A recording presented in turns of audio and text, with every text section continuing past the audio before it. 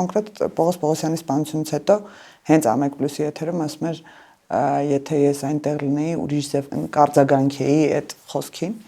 Համենայն դեպս մարդը փորձում է նոր պատմություն գրել եւ նրա աջակիցներն են բան կունենայի ասելու։ Հա, ես դեռ նրան բան կունենայի ասելու, եւ հետաքրքիր է, որ անգամ նրան շրջապատող падգամավորները կամ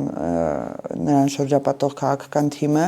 նույնպես ինչ-որ բացահայտումներ է անում, անդադ ասում է մենք չգիտենք, գիտեք, այս ընթացքում որ այդպիսի բան է եղել, որ ինքը ընդհանրապես ներկա չի եղել այնտեղ, որ հաջորդ օրն եմ իմացել ինչ-որ չգիտեմ, շատ պատահական համադրությամբ բոլոր ողբերգությունների մարտի 1-ի դեպքերից հետո էլ առավոտյան են նրան տեղեկացնում, ոնց կարող ասենք իր հեռանալուց հետո իր թիկնապահի հետ դրվագ իմանա, բայց ինքը հաջորդ օրը առավոտյան դրա մասին իմանա։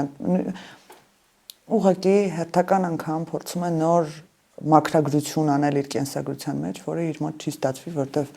հայ հասարակության հիշողությունը դեռևս այդքան էլ սպառված չի եւ մենք հնարավորություն ունենք ամեն ինչը բացել նայելու